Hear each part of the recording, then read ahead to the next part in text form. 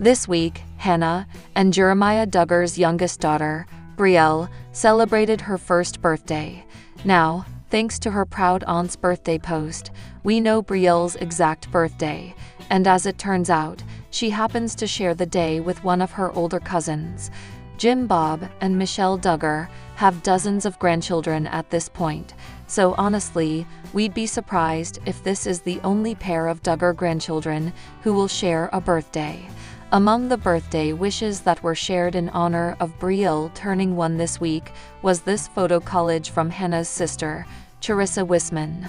Alongside photos with her niece over the past year, she wrote, "Happy first birthday, Brielle Grace."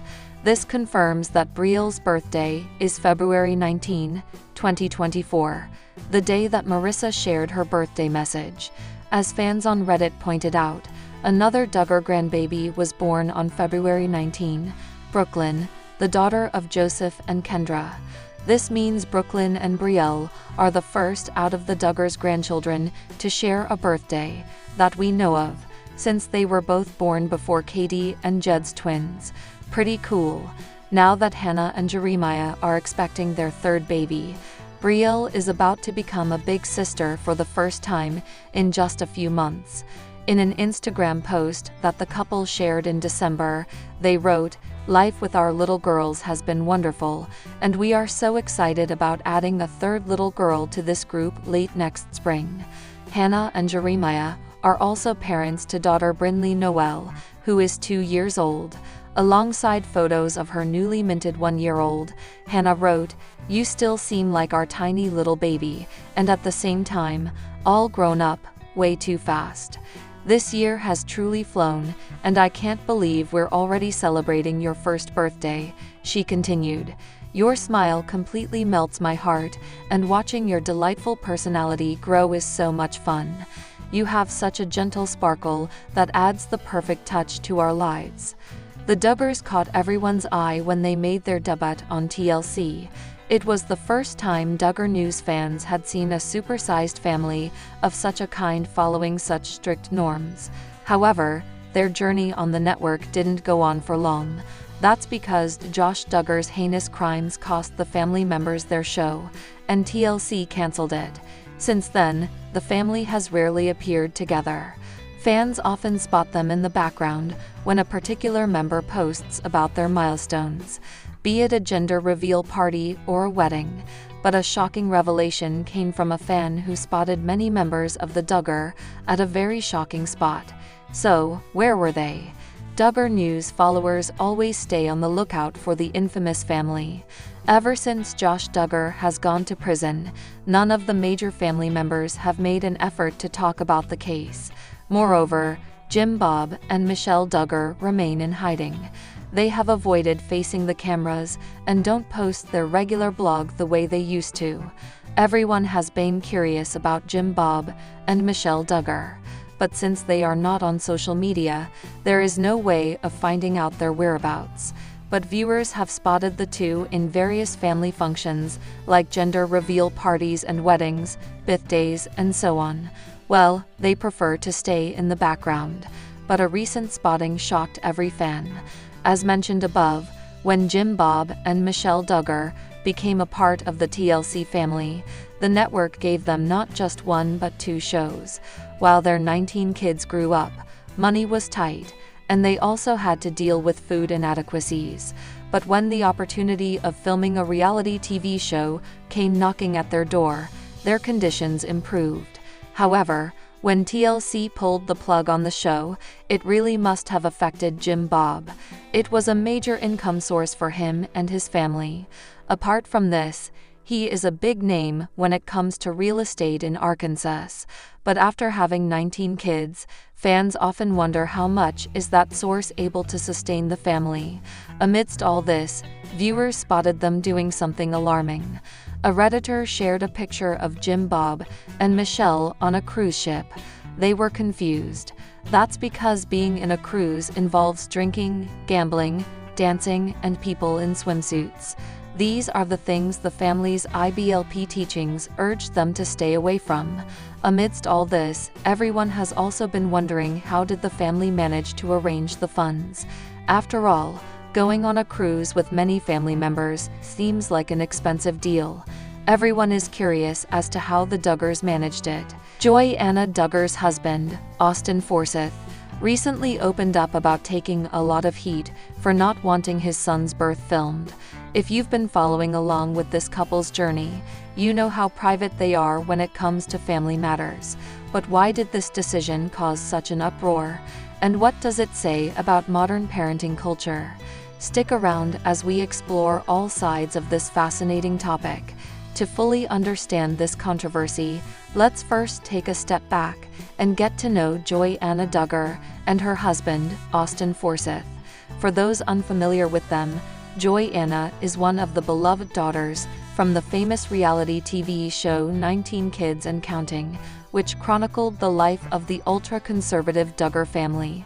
Known for their strong Christian values and unique lifestyle, the Duggars became household names during the early 2010s. Fast forward to today, Jana has grown up and started her own family. In 2017, she married Austin Forsyth, a man who shares many of her beliefs, but also brings his own perspective to their relationship. Together, they have 3 beautiful children: Gideon, Mary Grace, and baby Samuel. While Jana still maintains close ties to her parents and siblings, she and Austin have carved out their own path, one that emphasizes privacy and faith above all else. But even though they value privacy, being part of the Duggar legacy means constant scrutiny. Every move they make seems to attract attention, whether it's their parenting choices, their home renovations, or, in this case, their decisions surrounding childbirth. So, here's what happened. Recently, Austin Forsyth revealed in an interview that he faced significant backlash after deciding not to film the birth of his youngest child, Samuel. This might sound surprising to some people, especially given how common it is these days to document every aspect of our lives, from pregnancy announcements to gender reveals to delivery room videos. I took a lot of heat for that decision.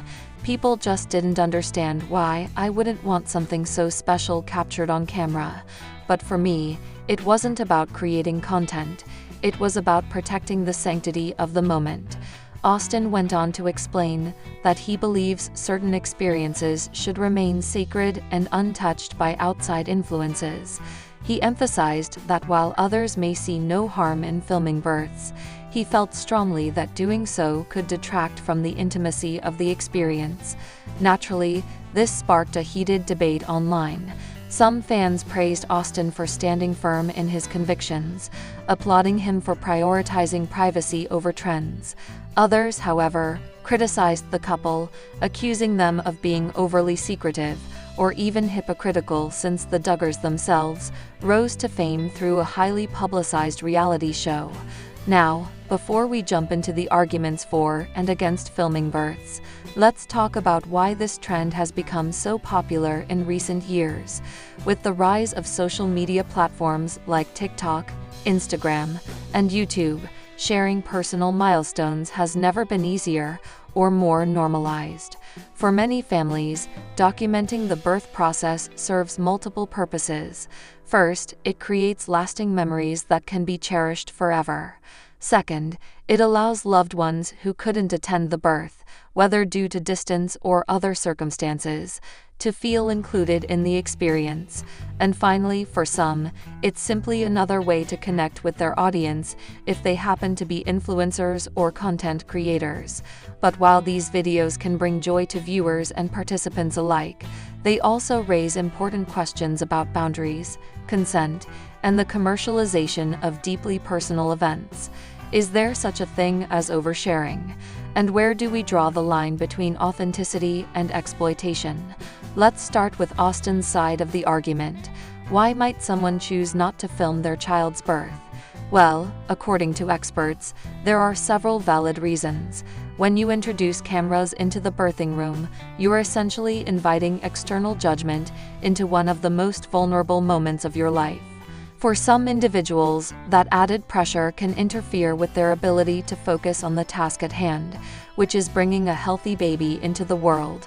Additionally, Keeping the birth private ensures that the experience remains intimate and unfiltered. Without worrying about angles, lighting, or editing, parents can fully immerse themselves in the miracle of childbirth without distractions. Furthermore, Austin and Joanna likely wanted to shield their son from potential future embarrassment. Imagine growing up knowing that your entire entrance into the world was broadcasted online for millions to see. While some might argue that this isn't a big deal, others believe it's unfair to make such a decision on behalf of a child who hasn't yet had a say in the matter. On the flip side, critics of Austin's stance argue that filming births is harmless and even beneficial. Here's why. Documenting my daughter's birth was one of the best decisions I ever made. It allowed my extended family to witness the moment she took her first breath. And now we have a video that captures every detail perfectly. And let's not forget the educational aspect. Watching real-life birth videos can help prepare expecting parents for what's ahead. It demystifies the process and reduces fear. Critics also point out that the Duggar family built their brand on sharing their lives with the world. By choosing not to film Samuel's birth, Austin and Joanna are seen as deviating from the norm they helped establish, a move that feels inconsistent to some fans. Finally, there's the argument that filming doesn't necessarily diminish the sacredness of the event. After all, countless couples have successfully balanced documentation with reverence, proving that the two aren't mutually exclusive. At its core, this debate reflects broader societal shifts in how we approach parenting. On one hand, we live in an era of hyper-transparency, where oversharing is often celebrated. On the other hand, there's a growing movement toward reclaiming privacy and resisting the pressures of performative living. According to recent studies, nearly 70% of millennial parents admit to posting photos or videos of their children online within the first week of their birth.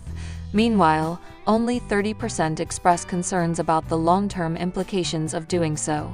Clearly, opinions are divided, and navigating this landscape can be tricky. So, what's the takeaway? Ultimately, there's no right or wrong answer. What works for one family may not work for another. The key is finding a balance that aligns with your values and comfort level. As we wrap up today's episode, I want to leave you with this thought. At the end of the day, parenthood is a deeply personal journey. Whether you choose to share every detail or keep things under wraps, what matters most is creating a loving environment for your child to thrive in. Our goal has always been to honor God and protect our family. We hope people can respect that, even if they don't agree with us. And with that, thank you for joining me on this exploration of Joanna Duggar and Austin Forsyth's controversial decision. If you enjoyed this video, don't forget to give it a thumbs up, subscribe to the channel, and hit that notification bell so you never miss an update. Until next time, stay curious and keep the conversations going.